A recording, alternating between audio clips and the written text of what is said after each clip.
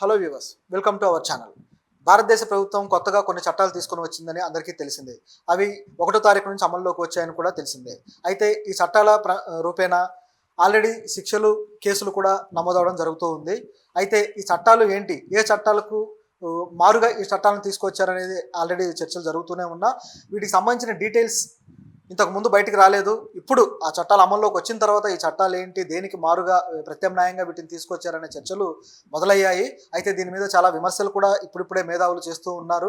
ఎందుకంటే వివరాలన్నీ ఇప్పుడే తెలుస్తూ ఉన్నాయి కాబట్టి, అమల్లోకి వచ్చాకే తెలుస్తాయి కాబట్టి విమర్శలు కూడా పెరుగుతూ ఉన్నాయి. ముఖ్యంగా ఈ చట్టాలు ఐపీసీ, సిఆర్పిసి వీటికి ప్రత్యామ్నాయంగా ఈ చట్టాలను తీసుకొని రావడం జరిగింది. అయితే ఈ చట్టాలు ఎంతవరకు వాటిని సరైన విధానంలో రీప్లేస్ చేయగలిగాయి, ఇవి వలసవాద చట్టాలని చెప్పేసి బీజేపీ ప్రభుత్వం చెబుతూ వచ్చింది. ఈ వలసవాద చట్టాలకు బదులుగా భారతీయత కలిగిన భారతీయ చట్టాలను తీసుకొస్తామన్నారు. అయితే పేర్లు పెట్టడం అయితే బాగానే ఉంది, భారతీయ న్యాయ సంహిత అని, న్యాయ సంవిధాన్ అని, ఇలా పేర్లు అయితే పెట్టారు. కానీ అందులో భారతీయత ఎంత, ఈ చట్టాల్లో సమగ్రత ఎంత అనేది కూడా మనం ఆలోచించాల్సిన అవసరం ఉంది. మేధావులు ఏమంటున్నారంటే, ఈ చట్టాలు వచ్చిన తర్వాత పొయ్యిలో నుంచి పెనంలో పడ్డట్టయింది, ముళ్ళు పొయ్యి మేకొచ్చింది, ఈ విధంగా తయారయ్యాయి ఈ చట్టాలు అంటున్నారు. అంటే ఇంతకు ముందున్న చట్టాలతో పోలిస్తే ఇంకా కఠినంగా మారాయా, లేక ఎలా ఉన్నాయో ఒకసారి ఈ చట్టాలను గమనిద్దాం. ఐపీసీ సెక్షన్లు బ్రిటిష్ ప్రభుత్వం తీసుకొచ్చిందని అందరికీ తెలిసిందే. ఇవి 1860లో మనకి వచ్చాయి, బ్రిటిష్ వాళ్ళ పరిపాలనలో.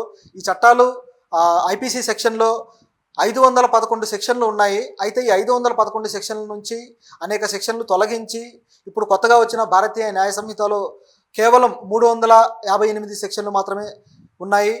కేవలం ఈ సెక్షన్లు మాత్రమే ఇప్పుడు లెక్కలోకి వస్తాయన్నమాట. ఇక పాత సెక్షన్లన్నీ మర్చిపోవడమే. ఈ సెక్షన్లు అంటే ఇందులో కూడా ఇవన్నీ కొత్తవేం కాదు. ఇందులో 201 సెక్షన్లు పాత సెక్షన్ల నుంచే తీసుకున్నారు, ఐపీసీ నుంచే. వాటిని యథాతథంగా అలాగే ఉంచారు. ఈ పాత సెక్షన్లలో ఒక్కటి కూడా మార్చింది లేదు. వీటి వివరణలు కానీ, వాటికి సంబంధించిన డీటెయిల్స్ కానీ ఏమీ మార్చింది లేదు. కానీ సెక్షన్ల నెంబర్లు మాత్రం మారుతాయి. ఎందుకంటే పాత సెక్షన్లో 500 కాబట్టి అక్కడ నెంబర్ వేరే ఉంటుంది, ఇక్కడ కేవలం 300 చిల్లర ఉన్నాయి కాబట్టి ఇక్కడ వేరే నెంబర్తో ఆ సెక్షన్లు వస్తాయి. అంటే పాత సెక్షన్లు చదువుకున్న లాయర్లు కానీ, న్యాయవాదులు ఎవరైనా కానీ ఇప్పుడు మళ్ళీ కొత్త సెక్షన్లు నేర్చుకోవాలన్నమాట. ఇది వాళ్ళకు ఎక్స్ట్రాగా వచ్చిన కొత్త తలనొప్పి. అలాగే ఈ భారతీయ న్యాయ సంహిత కొత్తగా భారతీయతను జోడించింది అంటున్నారు. ఏంటి భారతీయతను జోడించడం అంటే, ఏం జోడించారు? ఇందులో భారతీయ అంశాలు అనేకం జోడించామని చెప్తున్నారు. ముఖ్యంగా ఇందులో కొత్తగా వచ్చిన ఒక చట్టం ఏంటంటే, అంటే ఇప్పటిదాకా లేని ఒక సెక్షన్ ఏంటంటే కమ్యూనిటీ సర్వీస్. ఈ కమ్యూనిటీ సర్వీస్ అనేది పూర్తిగా కొత్త చట్టం.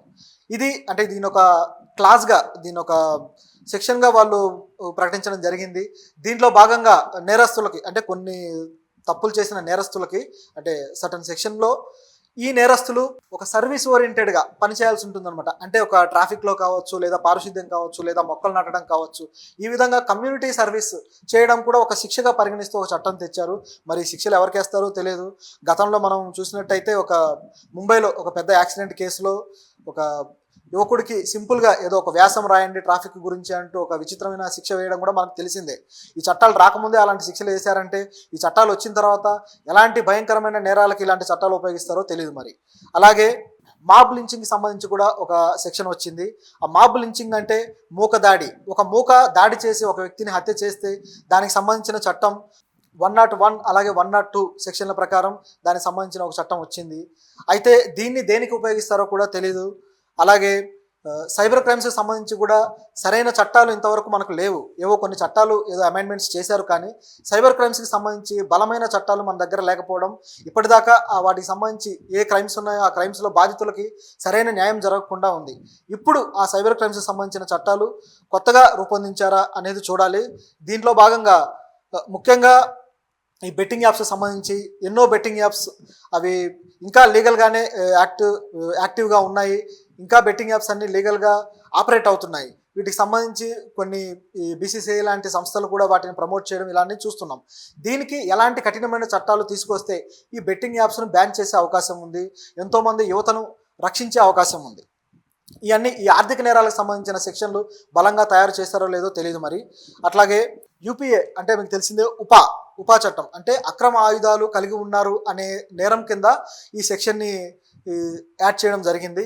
ఈ సెక్షన్ ఇంతకుముందు ఇది వలసవాద చట్టం అంటూ మేధావులు ఎప్పటి నుంచో దీని మీద గగ్గోలు పెడుతున్న ఈ సెక్షన్ని అలాగే ఉంచి అలాగే తీసుకొని వచ్చారు. ఈ అక్రమాయుధాలు కలిగి ఉన్నారనే ఆరోపణతో ఎవరినైనా బెయిల్ లేకుండా నాన్ బెయిలబుల్గా అరెస్ట్ చేసి పెట్టేయచ్చు. ఆ విధంగా అరెస్ట్ అయిన వాళ్ళు కూడా ఎంతోమంది ఉన్నారు. లైక్ ప్రొఫెసర్ సాయిబాబా కావచ్చు, అలాగే ఎంతోమంది జర్నలిస్టులని, హేతువాదుల్ని, అలాగే మానవ హక్కుల కార్యకర్తల్ని అనేక మందిని ఈ చట్టం ప్రకారం అరెస్ట్ చేసి వాళ్ళకు బెయిల్ కూడా ఇవ్వకుండా ఏళ్ల తరబడి జైళ్లలో మగ్గేలా చేసిన సందర్భం కూడా ఉంది. ఈ చట్టం మాత్రం ఏమీ మార్చకుండా యథాతథంగా అలాగే ఉంచారు. మరి ఈ చట్టం ఇంకా ఎంతమందిని బలి తీసుకోబోతుందో చూడాలి. రాజద్రోహం కేసు, ఈ ఉపా చట్టం ఒక రకంగా రాజద్రోహం కేసుకు సంబంధించి దాంట్లోని తాను మొక్కే అనుకోవాలి. అయితే ఈ రాజద్రోహం కేసు కూడా వలసవాద చట్టాల్లోని భాగమే. వలస చట్టాల్లో కొన్ని మన దేశానికి సూట్ కానివి ఎన్నో చట్టాలు కూడా ఉన్నాయి. వాటిని తొలగించాల్సిన అవసరం ఉంది. కానీ ఈ బీజేపీ ప్రభుత్వం ఏం చేసిందంటే వీటిని వలసవాద చట్టాలు అని చెబుతూనే వాటిని తాను మళ్ళీ ఉపయోగించుకుంటూ, ఆ చట్టాలను ఉపయోగించుకుంటూ అనేక మందిని ఈ జైళ్ళ పాలు చేయడం జరిగింది. ఈ చట్టాలకి పేర్లు మార్చి ఏదో మేము భారతీయత కల్పించామని పేర్లు మార్చి కొత్త రకం చట్టాలుగా తీసుకొస్తున్నట్టుగా డ్రామాలు ఆడుతున్నారు. ఈ చట్టం చూసుకుంటే 124A, ఈ 124A అనేది రాజద్రోహ చట్టంగా, రాజద్రోహం సెక్షన్ కింద దీన్ని ప్రవేశపెట్టడం జరిగింది. ఇది జాతీయోద్యమం బాగా ఉధృతంగా ఉన్న కాలంలో జాతీయ నాయకులు బ్రిటిష్ ప్రభుత్వానికి వ్యతిరేకంగా పోరాడుతున్న కాలంలో రాజుకు వ్యతిరేకంగా వీళ్ళు పోరాడుతున్నారు అనే కోణం నుంచి ఈ చట్టాన్ని తీసుకురావడం జరిగింది. అప్పట్లో అనేక మంది నాయకులు ఈ చట్ట ప్రకారమే జైలుకు వెళ్ళారు. అది గాంధీ కావచ్చు, నెహ్రూ కావచ్చు, సర్దార్ వల్లభాయ్ పటేల్ కావచ్చు, అనేక మంది ఈ చట్ట ప్రకారం జైలుకు వెళ్ళి వచ్చిన సందర్భాలు ఉన్నాయి. తర్వాత ఈ చట్టాన్ని తొలగిస్తున్నామంటూ కొంతకాలం తొలగించినా మళ్ళీ తీసుకొని వచ్చారు. ఈ చట్టాన్ని తీసుకురావడం వల్ల ఇప్పుడు పరిస్థితి ఎలా అయిందంటే వచ్చిన ప్రతి గవర్నమెంట్ ఈ చట్టాన్ని ఉపయోగించుకుంటూనే ఉంది. ఎంత దారుణంగా అంటే ప్రభుత్వానికి వ్యతిరేకంగా ఉన్న ఎవరైతే మాట్లాడతారో, ఎవరైతే జర్నలిస్టులు మాట్లాడతారో, ఎవరైతే ప్రభుత్వ వ్యతిరేకంగా కార్యకర్తలు మాట్లాడతారో, రచయితలు మాట్లాడతారో వీళ్ళందరినీ ఈ చట్ట ప్రకారం దేశద్రోహి అనే ముద్ర వేసి అరెస్ట్ చేయడం జరుగుతుంది. ఈ విధంగా ఇప్పటికే బీజేపీ దీన్ని ఎంతో విరివిగా వాడింది. అనేక సార్లు, దాదాపు 300 సార్లకు పైగా ఈ చట్టాన్ని బీజేపీ దుర్వినియోగం చేసిందనే చెప్పాలి. ఎందుకంటే ఈ చట్టం కింద, ఈ సెక్షన్ కింద అరెస్ట్ అయిన నిందితులు ఎవరైతే ఉన్నారో వాళ్ళల్లో ఒక్కళ్ళకు కూడా ఒక్క శిక్ష కూడా పడలేదు. ఇంతవరకు దానికి సంబంధించిన తీర్పులు రాలేదు. కారణం ఏంటంటే ఒకటే, బీజేపీ తన వ్యతిరేకుల్ని ఈ సెక్షన్ల కింద అరెస్ట్ చేయడం, అలా వాళ్ళని నోరు మెదపకుండా చేయడానికి మాత్రమే ఈ సెక్షన్లను ఉపయోగించడం. అలాగే క్లాస్ 69, ఇది కూడా ఒక డిఫరెంట్ చట్టం. ఈ క్లాస్ 69 అనే చట్టం ఒక మాయ మాటలతో సెక్సువల్ ఇంటర్కోర్స్ చేసే వ్యక్తి మీద పెట్టడానికి ఉపయోగపడే చట్టం ఈ 69 అనే క్లాజ్.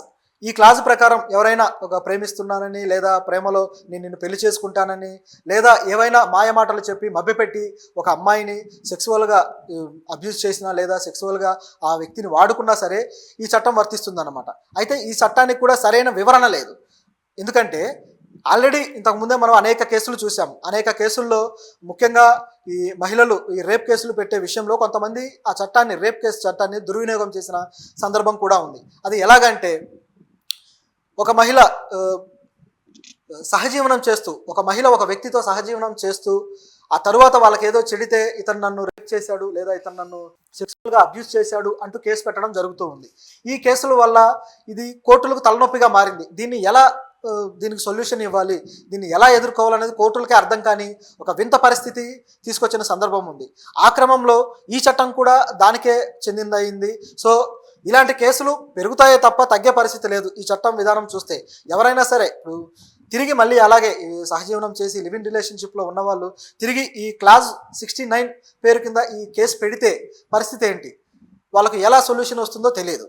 అయితే ఈ చట్టాన్ని ఎందుకు తెచ్చారు అని ఆలోచిస్తే మరొక ఆరోపణ కూడా వస్తుంది. ఆ ఆరోపణ ఏంటంటే లవ్ జిహాద్ సంబంధించి అనేక వివాదాలు, అనేక వింత వాదనలు బీజేపీ ఇప్పటిదాకా వినిపిస్తూ వచ్చింది. అంటే ఒక హిందూ మహిళని ముస్లిం యువకుడు ఎవరైనా ప్రేమిస్తున్నాను అని చెప్పి వాళ్ళకు దగ్గరైతే వాళ్ళ ప్రేమను కూడా లవ్ జిహాద్ పేరుతో, ఇదేదో ఒక కుట్ర, ఇది జిహాద్ పేరుతోటి వాళ్ళని లవ్ చేసి వాళ్ళని వశపరుచుకుంటున్నారు, లేదా వాళ్ళని మతం మారుస్తున్నారు అంటూ కొత్తగా ఎన్నో ఆరోపణలు చేసింది. ఉత్తరప్రదేశ్లో కావచ్చు, ఎన్నో కేసులు కూడా పెట్టారు వీటి మీద.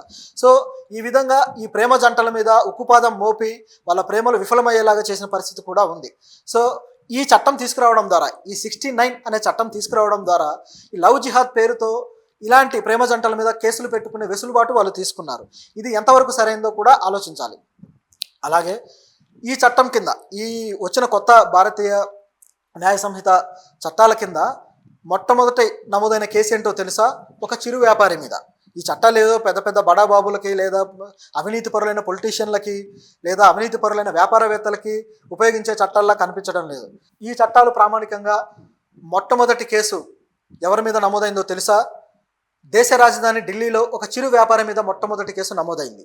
ఆ చిరు వ్యాపారి రోడ్ సైడ్ ఏవో చిరు ధాన్యాలు లేదా వ్యాపారం చేసుకుంటూ ఉండే వ్యక్తి. ఈ చిరు వ్యాపారి మీద ఓవర్ బ్రిడ్జ్ని ఆక్రమించాడని చెప్పేసి కేసు పెట్టడం జరిగింది. ఇలా మొట్టమొదటి కేసు ఈ వ్యాపారుల మీద ప్రయోగించడం, ఇంకా ఎంతమంది అన్యాయానికి గురవబోతారో, ఎంతమంది చిరు వ్యాపారస్తులు ఇలాంటి కేసుల్లో ఇరుక్కుంటారో, ఇవి ఎంత దుర్వినియోగం చేయబడతాయో భవిష్యత్తులో చూడాలి.